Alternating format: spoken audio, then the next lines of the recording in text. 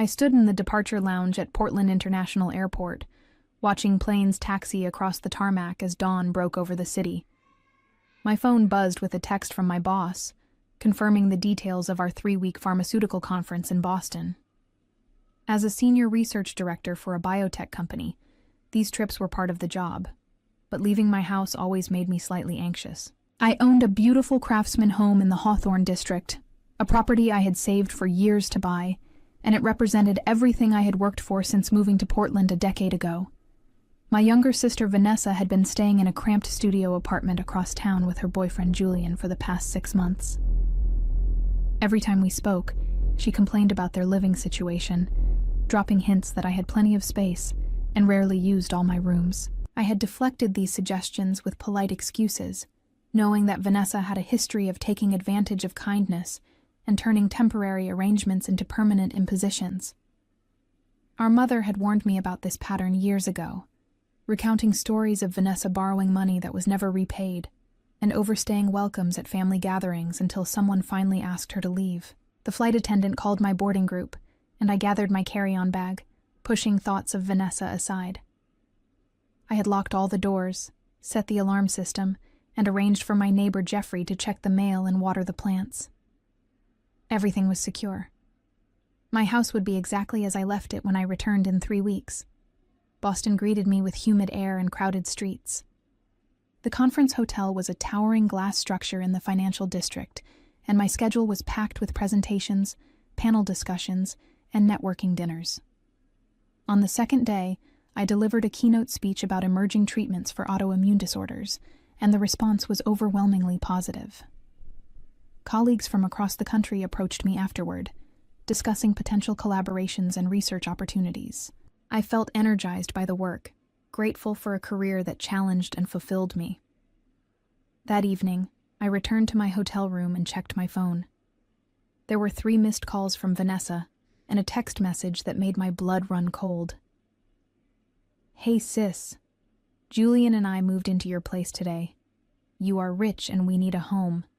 I'm sure you don't mind. We brought all our stuff and cleared out some of your old junk to make room. Thanks for being so generous." I read the message 3 times, each word sinking deeper into my consciousness like stones dropping into dark water. My hands trembled as I immediately called Vanessa, but she did not answer. I tried again and again, my anxiety escalating with each unanswered ring. Finally, I called Jeffrey, my neighbor, and asked him to check on my house. He called back 20 minutes later, his voice tight with concern. "Christina, there are people living in your house. A younger woman and a man. They told me you gave them permission to stay there while you were away. I saw moving boxes stacked in your garage and noticed some of your furniture is gone." My heart hammered against my ribcage. "I gave no such permission. They broke into my house." Jeffrey was quiet for a moment. "Do you want me to call the police?" I thought quickly, weighing my options. "Not yet. Let me try to reach Vanessa first. I need to understand what she has done." After we hung up, I sat on the edge of the hotel bed, staring at the city lights beyond my window. Rage and disbelief warred within me. Vanessa had always been impulsive and entitled, but this was a violation I could never have anticipated. She had entered my home without permission, displaced my belongings, and installed herself as though my property was hers to claim. I called her again, and this time she answered, her voice bright and cheerful. "Christina, did you get my message? We're all moved in. The house is perfect." "Vanessa, what the hell are you doing?" My voice was low and controlled, each word deliberate. "You do not have permission to be in my house." She laughed, a dismissive sound that made my jaw clench. "Oh, come on. You're gone for 3 weeks. We were desperate. Our lease ended and we had nowhere else to go. You're hardly ever home anyway, and you have 3 bedrooms. It's not like you're using all that space." "That is not the point," I said, my voice rising despite my efforts to stay calm. "It is my house. You cannot just move in without asking. You need to leave immediately." "We can't leave," Vanessa said, her tone turning defensive. "We signed out of our lease. We have nowhere to go. Besides, you have plenty of money. You can afford to share." I closed my eyes, trying to process the absurdity of her logic. "Vanessa, I do not care what situation you are in. You broke into my house. That is illegal. If you do not leave, I will call the police." She scoffed. "You would not do that to your own sister. Mom would be so disappointed in you." The mention of our mother stung, but I refused to let Vanessa manipulate me with guilt. "Mom would be disappointed in you for stealing from me. Get out of my house, Vanessa. I mean it."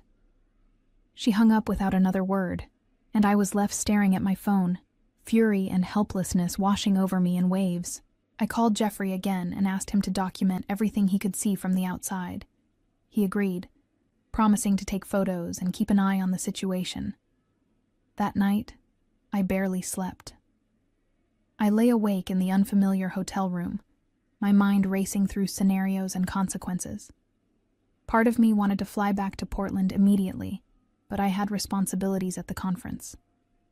I was scheduled to moderate a crucial panel discussion the next morning, and several investors were counting on my presence at meetings throughout the week.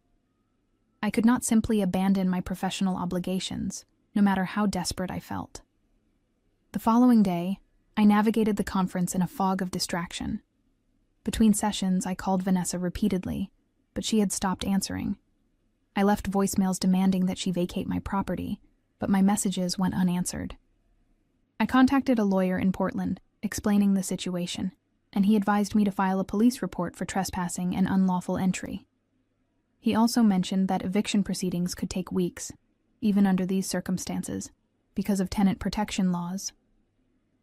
"But they are not tenants," I protested. "They broke into my house without permission."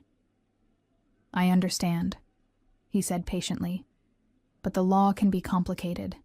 If they establish residency, even without a formal lease, removing them becomes more difficult. You need to act quickly before they can claim squatters' rights." His words sent a chill through me. I thanked him and immediately called the Portland Police Department, filing a report over the phone. The officer I spoke with was sympathetic, but explained that because this was a civil matter involving family, they would need to investigate before taking action. They promised to send someone to check on the property within 48 hours. 2 days passed in agonizing slowness. I attended conference sessions, smiled at networking events, and delivered presentations, all while my mind remained thousands of miles away in Portland. Jeffrey sent me updates and photos. In one image, I saw Vanessa lounging on my porch swing, a glass of wine in her hand, looking completely at ease. Another photo showed Julian carrying my belongings out to the curb in garbage bags. My stomach twisted with nausea at the sight. On the 4th day of the conference, I received a call from an unknown number. I answered cautiously, and a male voice identified himself as Officer Benjamin from the Portland Police Department. "Miss Christina, we visited your property today. Your sister and her boyfriend are indeed occupying the residence. They claim you gave them verbal permission to stay there while you were away." "That is absolutely false," I said, my voice shaking. "I never gave them permission. They broke in." "There is no sign of forced entry," Officer Benjamin said carefully. "Do they have a key to the property?" I hesitated, my mind racing back through recent weeks. Then I remembered. 2 months ago, Vanessa had visited for dinner. I had given her my spare key to let herself in because I was running late from work. She had never returned it. At the time, I had not thought much about it, assuming she had simply forgotten. Now I realized it had been deliberate. "She took my spare key during a previous visit," I explained. "But that does not give her the right to move in without permission." Officer Benjamin sighed. "Unfortunately, without proof of forced entry and given that she has a key, this becomes more complicated. We can document the situation, but you may need to pursue this through civil court. I would recommend filing for an emergency restraining order and starting eviction proceedings immediately." I thanked him and hung up, feeling defeated and furious in equal measure. Vanessa had planned this carefully, taking advantage of my absence and exploiting legal gray areas to establish herself in my home.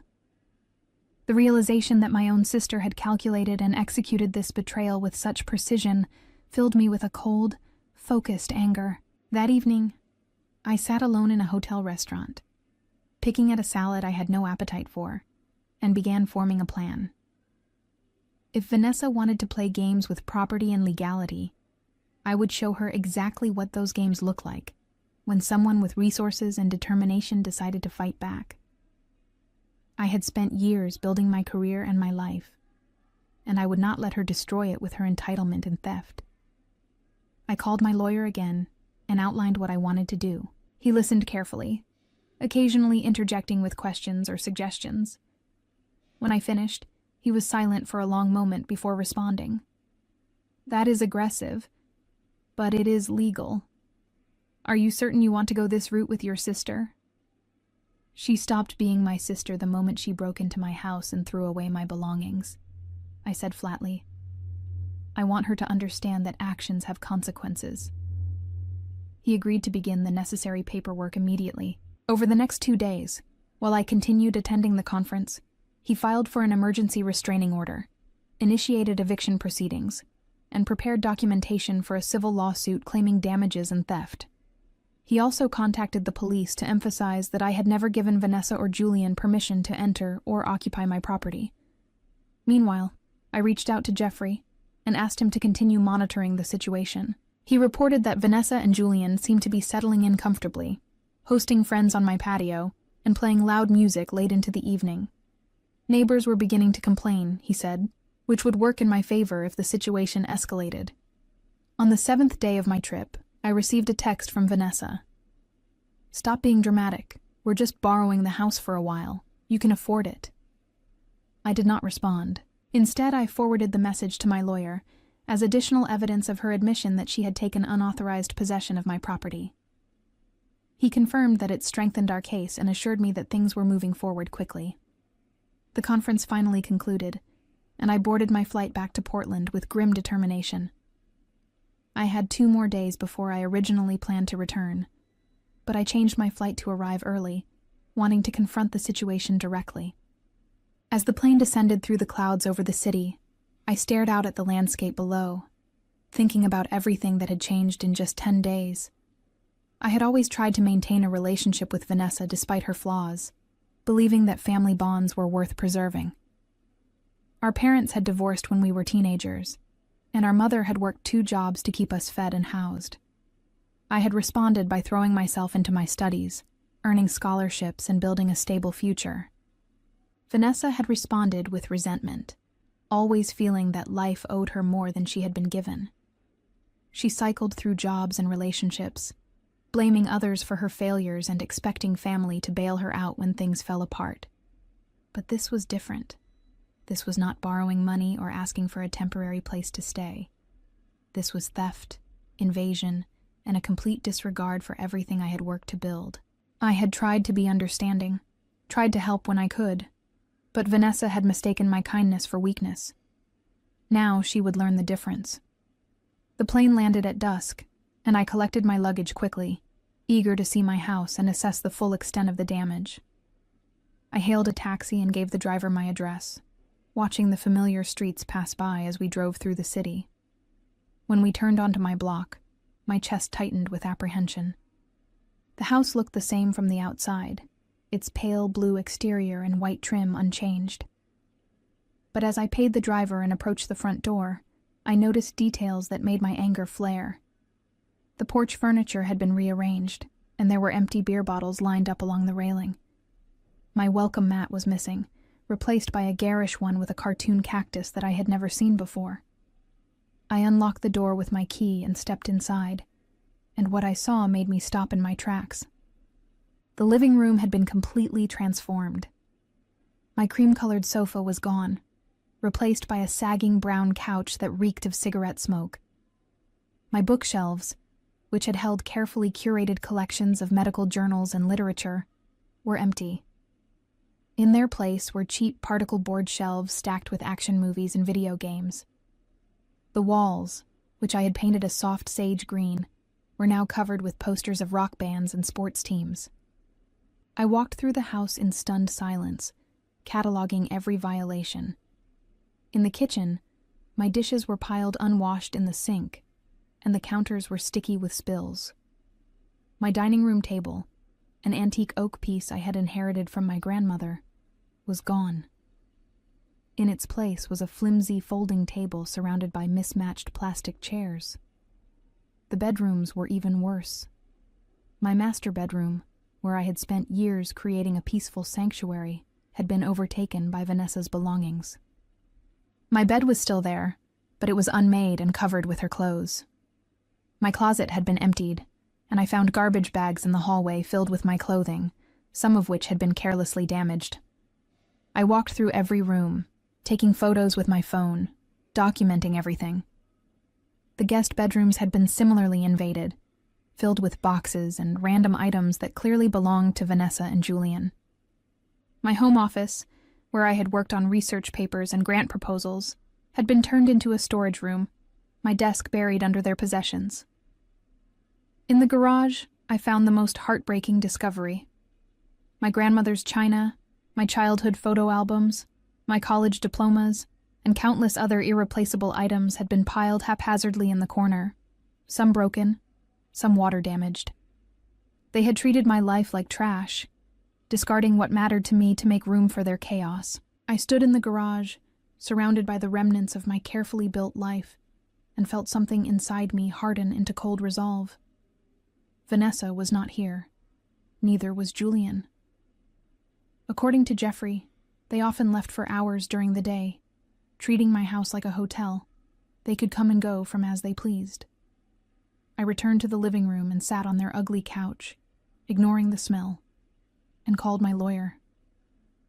When he answered, I spoke with icy calm. I am back in Portland. I am in my house. It is worse than I imagined. I want to move forward with everything we discussed. No mercy. He assured me that the paperwork was ready and that we could proceed immediately. He had already scheduled a court hearing for the emergency restraining order and eviction notice for the following afternoon. The judge, he explained, had reviewed the preliminary evidence and was prepared to expedite the case given the circumstances. I thanked him and hung up, then sat in silence, listening to the unfamiliar creaks and sounds of my violated home. An hour later, I heard a car pull into the driveway. Voices floated through the front door, laughing and carefree. The key turned in the lock, and Vanessa walked in with Julian trailing behind her, both carrying shopping bags. They froze when they saw me sitting on the couch, their expressions shifting from surprise to something like guilt, though Vanessa quickly masked it with defiance. "Christina," she said, forcing a smile, "you're back early. We weren't expecting you for another week." I stood slowly, my eyes moving from her face to Julian's and back again. I changed my plans. Funny how having your home invaded tends to rearrange your priorities. Julian shifted uncomfortably, setting his bags down. He was tall and thin, with nervous energy that made him seem younger than his 30 years. "Look, we can explain." "There is nothing to explain," I said, my voice level. "You broke into my house, threw away my belongings, and moved in without permission. Those are facts, not misunderstandings." Vanessa rolled her eyes. "We did not break in. I had a key. And we did not throw anything away. We just packed up some stuff you were not using to make room. You're being ridiculous." I gestured toward the hallway.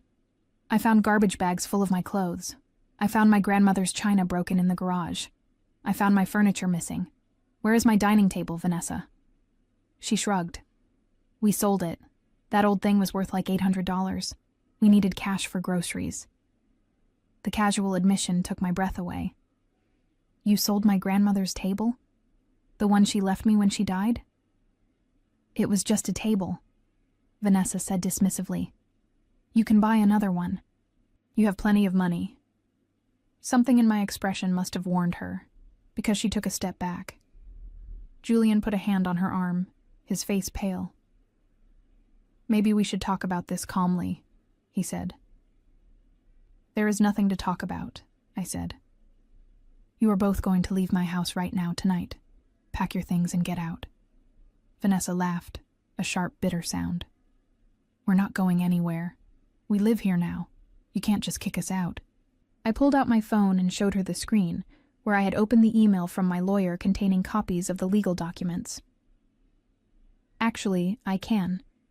I have filed for an emergency restraining order and eviction proceedings. There is a court hearing tomorrow afternoon. The police have documented your unauthorized entry. You have no legal right to be here, and if you do not leave voluntarily tonight, I will call the police and have you removed. Vanessa's face flushed red. You wouldn't. You're my sister. You stopped being my sister when you stole from me, I said coldly.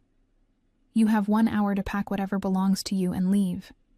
Anything of mine that you have damaged or sold, I will be suing you for in civil court. That includes the table, the furniture, and every single item I can document. Julian tugged at Vanessa's arm. Come on, we should go. This isn't worth it. But Vanessa shook him off, her eyes blazing with fury. This is so typical of you, Christina. Always thinking you're better than everyone else. Always lording your success over the rest of us. I needed help and you weren't here, so I took what I needed. Family is supposed to help each other. Help is something you ask for, I said. This is theft, and you are going to face the consequences. She opened her mouth to respond, but I held up my hand. 59 minutes now. I suggest you start packing. For a moment, I thought she might refuse, might escalate the confrontation into something physical. But Julian pulled her toward the hallway, whispering urgently in her ear. They disappeared into the master bedroom, and I heard the sounds of frantic movement, drawers slamming and angry muttering. I sat back down on the couch and called Jeffrey, asking him to come over as a witness. He arrived within 10 minutes, his elderly face creased with concern. Are you all right? He asked. I will be, I said. Thank you for everything you have done. I could not have managed this without your help. He nodded and took a seat in the kitchen, positioning himself where he could see the hallway. The next hour passed in tense silence, broken only by the sounds of Vanessa and Julian gathering their belongings. They made multiple trips to their car, loading boxes and bags with aggressive thuds and slams. Vanessa shot me venomous looks each time she passed through the living room, but she did not speak. Finally, Julian appeared in the doorway, his arms full of the last boxes. We're leaving, he said quietly. But this isn't over. You are right, I said. I will see you in court. Vanessa emerged behind him, her face tear-streaked and furious. I hope you're happy, she spat. I hope you enjoy your perfect little life in your perfect little house. You always were selfish. I stood and walked to the door, holding it open. Goodbye, Vanessa. She stalked past me without another word, and Julian followed, avoiding my eyes. I watched them load the final boxes into their battered sedan and drive away, their taillights disappearing into the darkness. Only then did I close and lock the door, setting the deadbolt and the chain. Jeffrey stood and put a gentle hand on my shoulder. You did the right thing, he said. I know, I said, though my voice trembled slightly. Thank you for being here. After he left, I walked through the house again, this time with cleaning supplies and trash bags. I worked through the night, scrubbing surfaces, throwing away garbage, and beginning the process of reclaiming my space. Every corner I cleaned felt like a small victory, a step toward restoration. By dawn, the house was at least sanitary, though it would take weeks to fully repair the damage and replace what had been stolen or destroyed. I slept for a few hours, then showered and dressed in a sharp navy suit for the court hearing. My lawyer met me at the courthouse, reviewing the documentation one final time before we entered the courtroom. Vanessa and Julian were already there, sitting in the back row with a court-appointed mediator, who had attempted to negotiate a settlement before the hearing. I had refused all settlement offers, This was not about money or compromise. This was about accountability. The judge, a stern woman in her 60s named Judge Patricia, called the case and reviewed the evidence. My lawyer presented the police report, the photos of the damage, Jeffrey's testimony, and copies of Vanessa's text messages admitting to taking possession of my house without permission. Vanessa's court-appointed representative argued that it was a family dispute and that I was being vindictive, but Judge Patricia's expression made it clear she was not swayed. "Miss Vanessa," the judge said, looking over her glasses at my sister, "you entered your sister's property without explicit permission, removed and sold her belongings, and caused substantial damage. The fact that you are related does not exempt you from the law. I am granting the emergency restraining order, which prohibits you from coming within 500 feet of the property or contacting Miss Christina directly. I am also ordering immediate eviction, effective as of this moment, and ruling that you are responsible for restitution for all documented damages." Vanessa's face crumpled. "But we already left. We don't have anywhere to go." "That is not the court's concern," Judge Patricia said firmly. "You should have considered the consequences before you broke into someone's home. This hearing is adjourned." The gavel struck, and I felt a wave of vindication wash over me. Vanessa turned to glare at me, tears streaming down her face, but I met her gaze without flinching. Julian put his arm around her and led her out of the courtroom, and I watched them go with no sympathy. Outside, my lawyer shook my hand. "The civil suit for damages will proceed separately, but this is a strong foundation. You should be able to recover costs for everything they destroyed or sold." I thanked him and walked to my car, feeling lighter than I had in weeks. The legal victory was satisfying, but it was only the beginning. I had also taken additional steps that Vanessa did not yet know about, steps that would ensure she understood the full weight of her actions. During my final days in Boston, while coordinating with my lawyer, I had also contacted our mother. The conversation had been difficult. Our mother, Dorothy, lived in Seattle and had always favored Vanessa, making excuses for her behavior and pressuring me to be more understanding. When I explained what Vanessa had done, Dorothy's first response was to suggest I was overreacting. "She is your sister," Dorothy had said. "She made a mistake. You should forgive her." "A mistake is forgetting to return a phone call," I had replied, my voice hard. "This was deliberate theft and destruction. She sold grandmother's table, Mom. She threw away my belongings like trash. This was not a mistake." Dorothy had been silent for a long moment. "What do you want me to do?" "I want you to stop enabling her," I had said. "I want you to understand that I am done being her safety net. She needs to face consequences, or she will never change." The conversation had ended awkwardly, but I had made my point. I had also contacted other family members, explaining the situation and making it clear that I would not tolerate anyone who tried to pressure me into dropping the legal proceedings. Some relatives had been supportive, others had been uncomfortable, but I had drawn my line and refused to back down. Now, driving home from the courthouse, I felt the weight of those decisions settling over me. Vanessa had been counting on family loyalty to protect her from the consequences of her actions, but I had shattered that expectation. She would find no refuge, no one willing to bail her out this time.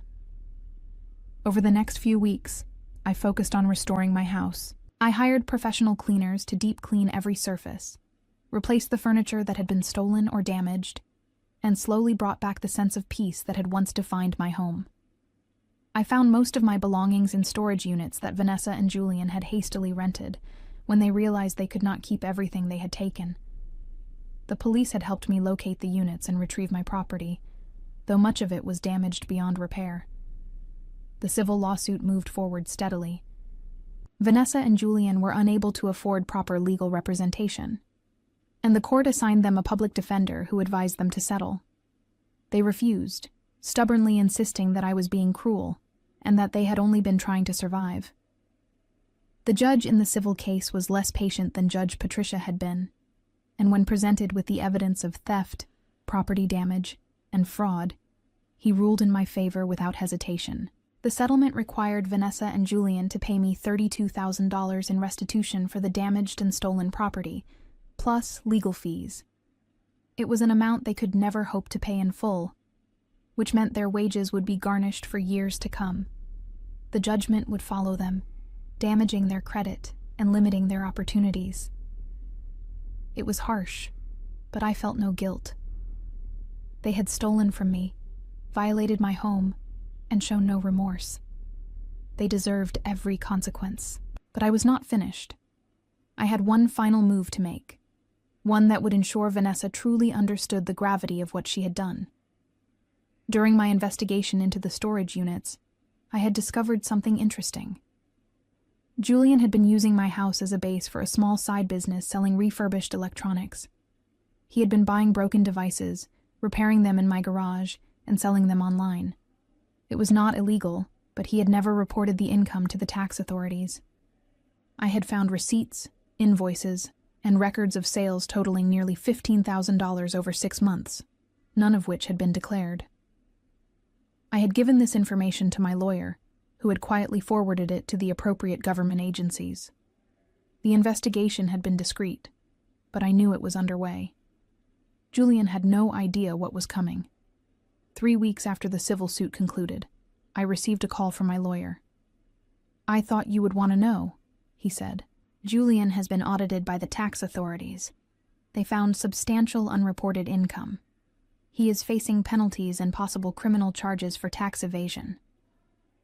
I felt a grim satisfaction at the news. "And Vanessa?" "She was complicit," he said. "She helped him sell the items and accepted payments. She is also under investigation." I thanked him and hung up, then sat in my newly restored living room, looking around at the space I had fought so hard to reclaim. The house was mine again, but it felt different now. The violation had left invisible scars, a lingering sense of unease that I knew would take time to fully heal. Still, I had won. I had taken back what was mine, and I had ensured that Vanessa and Julian faced real consequences for their actions. It was not about revenge, I told myself. It was about justice. But late at night, when I lay in bed staring at the ceiling, I wondered if that was entirely true. There was a part of me that had enjoyed watching Vanessa's face crumple in the courtroom, that had felt a cold satisfaction when I learned about the tax investigation. I had always been the responsible one, the one who followed the rules and worked hard for everything I achieved. Vanessa had always taken shortcuts, always expected the world to accommodate her. This time, the world had said no, and I had been the one to make it happen. 2 months after the eviction, I received a voicemail from Vanessa. Her voice was small and defeated, lacking the bravado and entitlement that had defined her for so long. "Christina," she said, "I know you probably won't listen to this, but I need to say it anyway. I'm sorry. I was desperate and stupid, and I thought you wouldn't care because you have so much. I didn't think about how much I was hurting you. Julian and I are living in a motel now, and we're both working extra shifts to try to pay off the judgment. The tax thing is a nightmare. I don't know how we're going to get through this. I just wanted you to know that I'm sorry. I don't expect you to forgive me. I just needed to say it." I listened to the message twice, then deleted it. Her apology was too little, too late. She had not been sorry when she was throwing away my belongings or selling my grandmother's table. She was only sorry now because she was facing consequences. That was not real remorse. That was self-pity. I blocked her number and moved on with my life. I threw myself back into my work, taking on additional research projects and mentoring junior colleagues. I began dating again, tentatively at first, then with more confidence. I hosted dinner parties at my restored house, filling the rooms with laughter and conversation, replacing the bad memories with new, better ones. One evening, 6 months after the eviction, I sat on my porch swing with a glass of wine, watching the sunset paint the sky in shades of orange and pink. Jeffrey walked over from his yard, waving hello, and I invited him to join me. "You seem happy," he observed, settling into the chair beside me. "I am," I said, and realized it was true. "It took a while, but I feel like I've finally reclaimed this place. It's mine again." He nodded, sipping his own drink. "What happened with your sister? Have you heard from her?" "She left a voicemail a few months ago," I said. "An apology, I think. I deleted it." Jeffrey was quiet for a moment.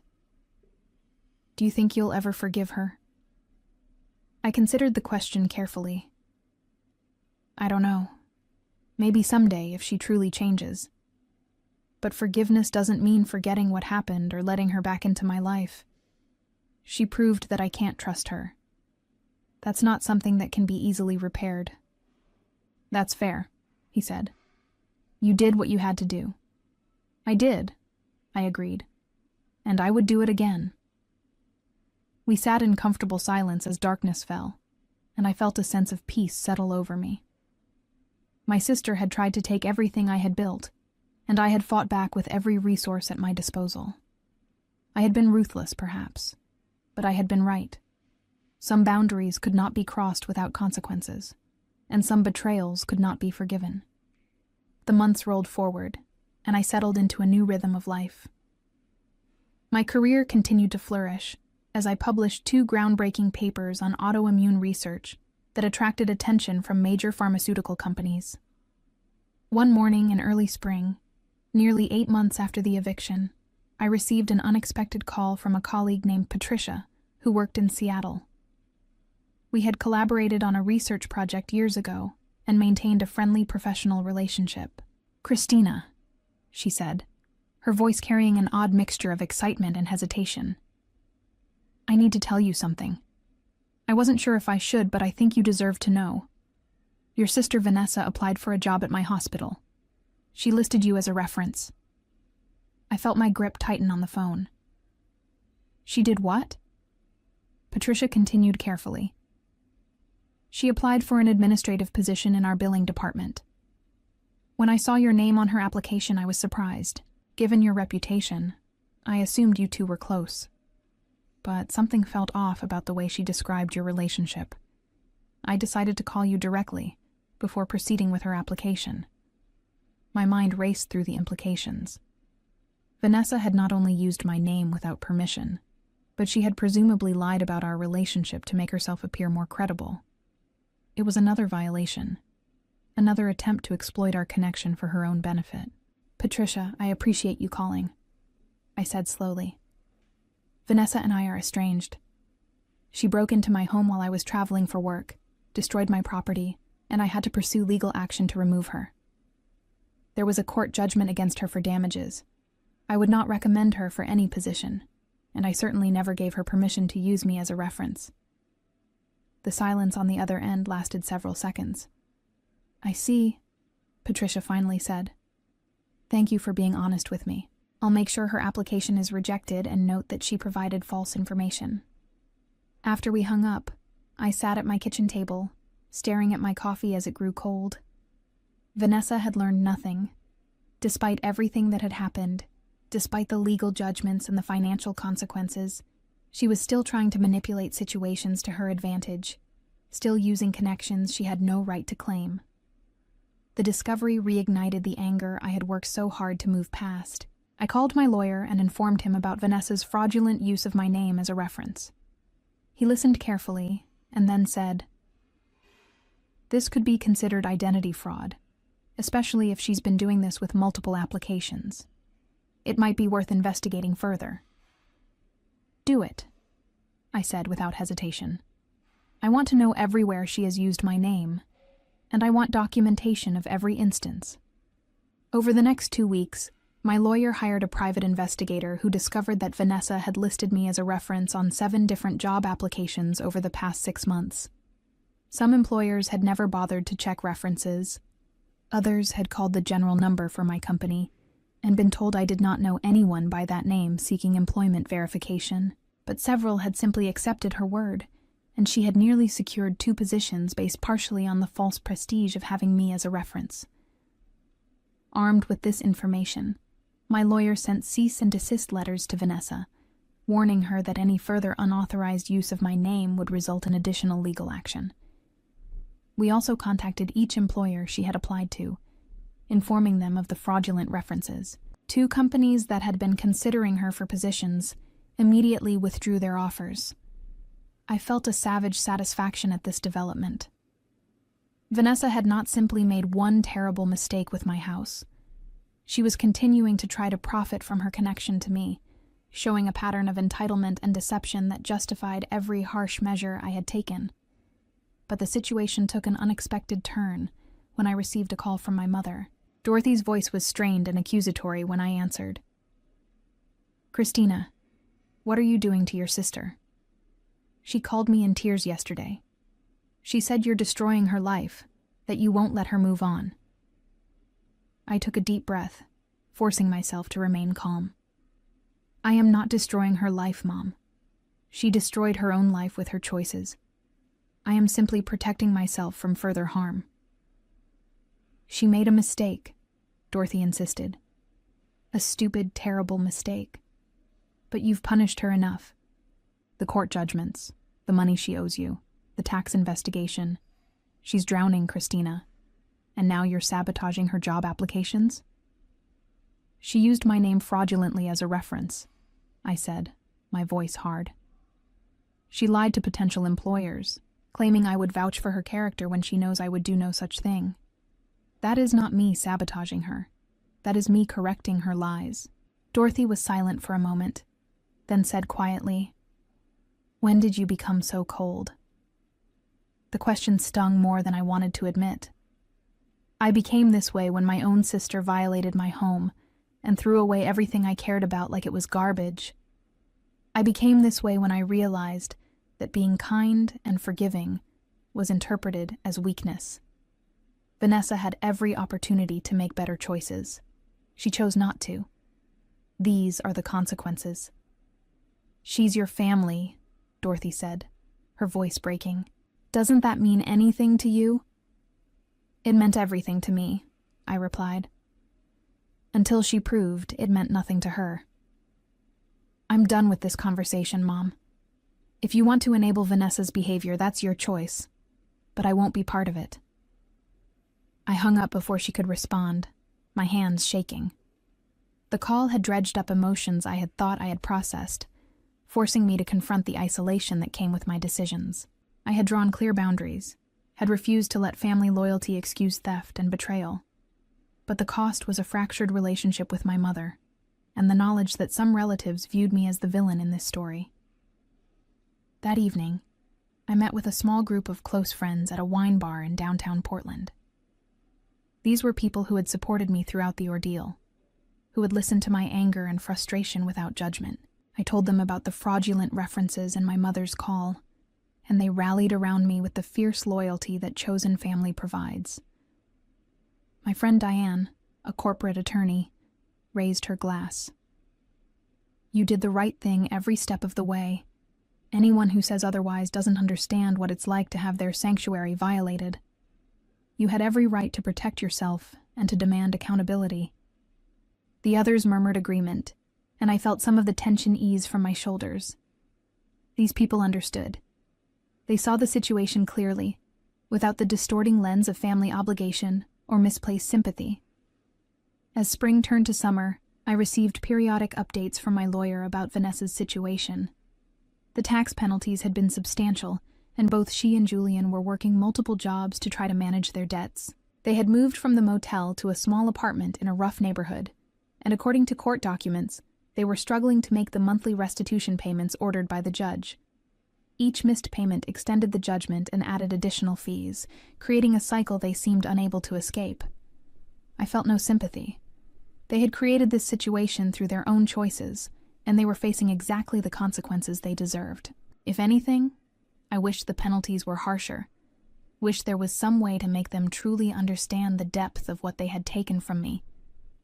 The physical property could be replaced, but the sense of security, the trust that my private space was inviolable, that could never be fully restored. In July, my lawyer called with unexpected news. Vanessa has filed for bankruptcy, he said. She's trying to discharge the debt she owes you through the court. I felt a surge of fury. Can she do that? It's complicated, he said.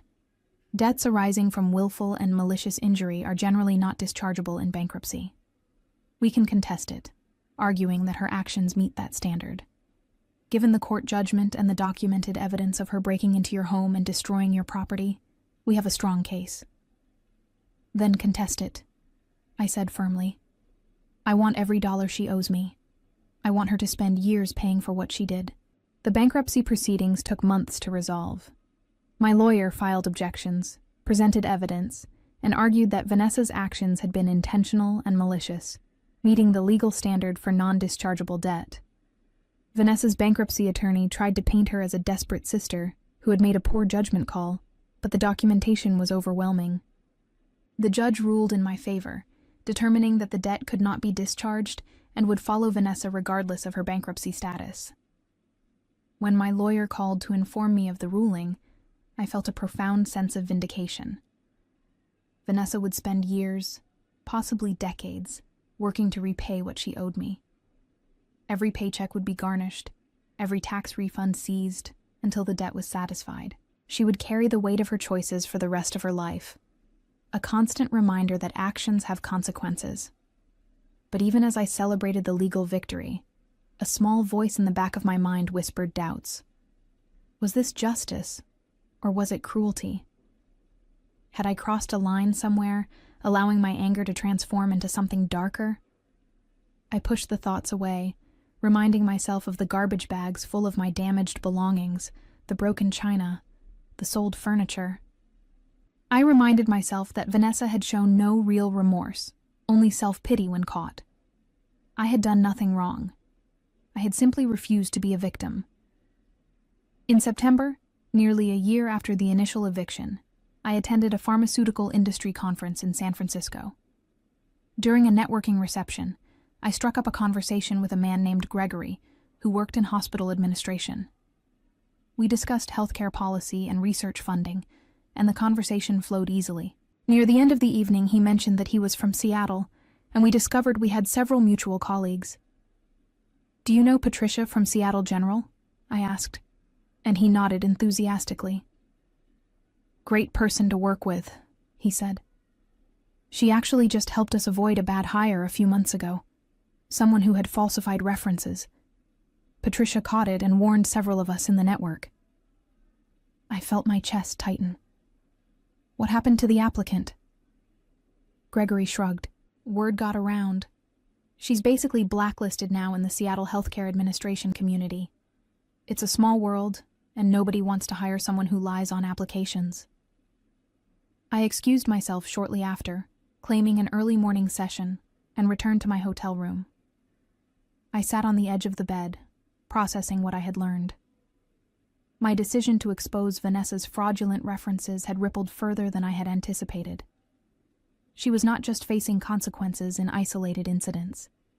She had been effectively blacklisted in an entire professional community, her reputation destroyed before she could even establish it. I should have felt triumphant.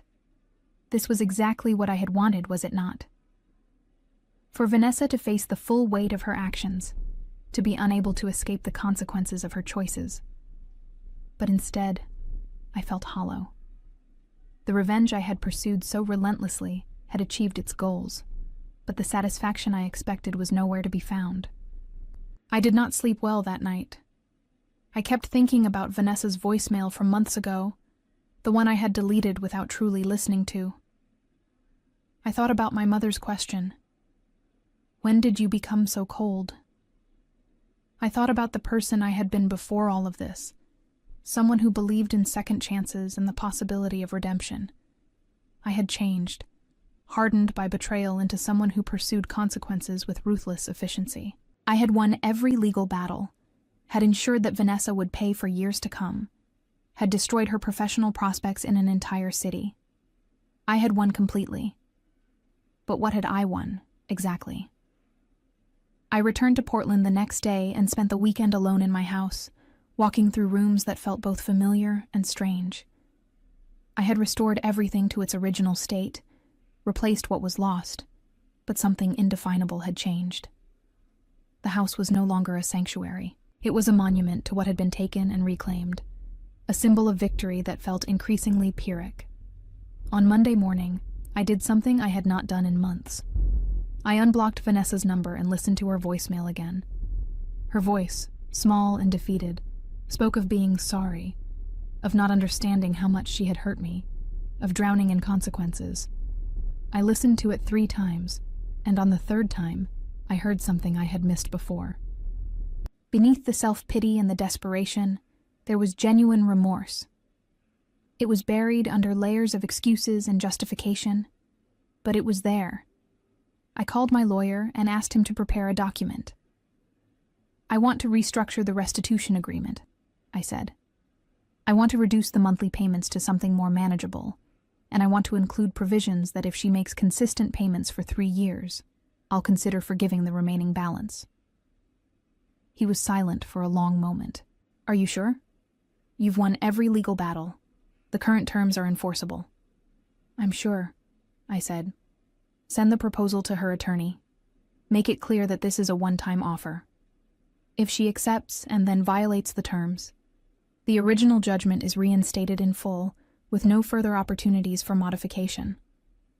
The document was prepared and sent. 2 weeks later, I received a response. Vanessa had accepted the terms. Included with the legal documents was a handwritten letter. I almost threw it away without reading it, but something made me open it. The letter was 2 pages long, written in Vanessa's messy handwriting. It was not eloquent or particularly insightful, but it was honest. She wrote about her jealousy of my success, her resentment at always being the struggling younger sister, her desperation when their lease ended and they had nowhere to go. She wrote about making terrible choices in a moment of panic, convincing herself that I would not really care because I had so much. She wrote about understanding now, too late, what she had destroyed. She wrote about the crushing weight of the consequences, how every garnished paycheck and rejected job application reminded her of what she had done. She wrote that she did not expect forgiveness, but that she wanted me to know she finally understood. I read the letter twice, then folded it carefully and put it in a drawer. I did not respond. I was not ready for reconciliation. Might never be ready. But I could acknowledge that she was finally facing reality. The consequences I had so carefully constructed had done their work. Whether they had actually changed her or simply beaten her down was something only time would tell. 3 months later, I received the first payment under the new agreement. It arrived on time, along with a brief note thanking me for the restructured terms. The following month, another payment arrived, again on time, and the month after that. Vanessa was meeting her obligations, slowly rebuilding some small measure of credibility. I continued with my life, achieving new milestones in my career and deepening friendships with people who valued honesty and integrity. My relationship with my mother remained strained but civil. We spoke occasionally, carefully avoiding topics that might reignite old arguments. She never apologized for defending Vanessa, and I never apologized for protecting myself. Some wounds, it seemed, would never fully heal. 2 years after the eviction, on a cold December evening, I was leaving my office when I saw someone standing near my car in the parking garage. My heart jumped, and my hand moved instinctively toward my phone, ready to call security. Then I recognized the figure. It was Vanessa. She looked different. Thinner, tired, with lines around her eyes that had not been there before. She held up her hands when she saw my reaction. "I'm not here to cause trouble," she said quickly. "I just wanted to talk to you. Just for a minute." I considered getting in my car and driving away. I considered calling security anyway. But something in her posture, defeated and humble, made me stay. "What do you want?" "I wanted to thank you," she said, and the words seemed to cost her something. "For the restructured payment plan. I know you didn't have to do that. I've been making the payments on time. I'll keep making them. And I wanted you to know that I've been in therapy, trying to understand why I did what I did. trying to be a better person. I know it's too late to fix things between us. I know you'll never trust me again. But I wanted you to know that I'm trying to change." I looked at her for a long moment, searching for signs of manipulation or dishonesty. I found only exhaustion and what appeared to be genuine humility. "I hope you succeed," I said finally. "Not for me, but for yourself."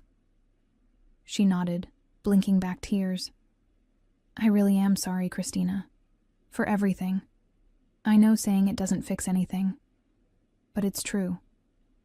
"I know," I said quietly.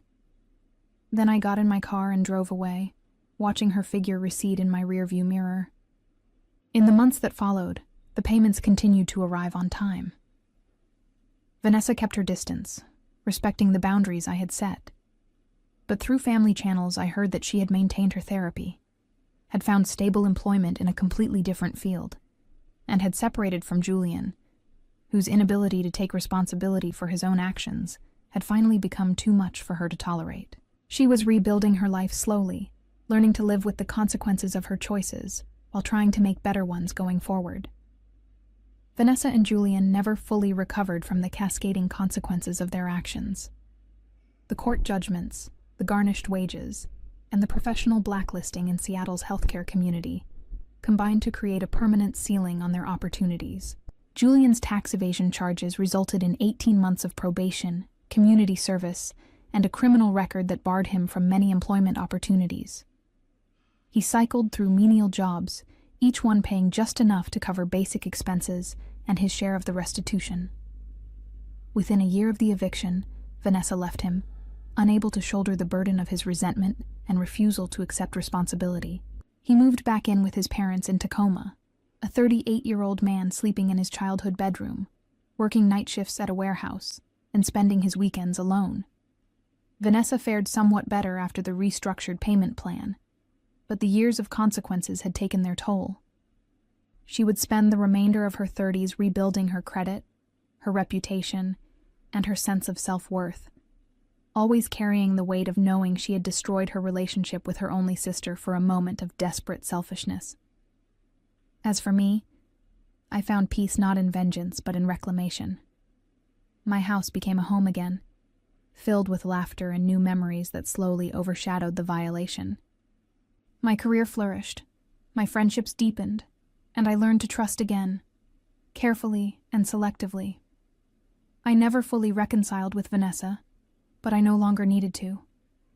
I had drawn my boundaries, enforced my worth, and proven to myself that I would not accept being victimized by anyone, even family. The journey had been painful, and it had changed me in ways both good and difficult, but I had emerged stronger, clearer about who I was and what I would tolerate. Some people learn through gentle guidance. Others require the harsh lessons of consequences. I had provided those lessons without mercy, and though the cost had been a fractured family, I did not regret ensuring that my sister finally understood the weight of her actions. Looking back, I realized that sometimes the most loving thing you can do is refuse to enable someone's worst impulses, even when that refusal feels like cruelty.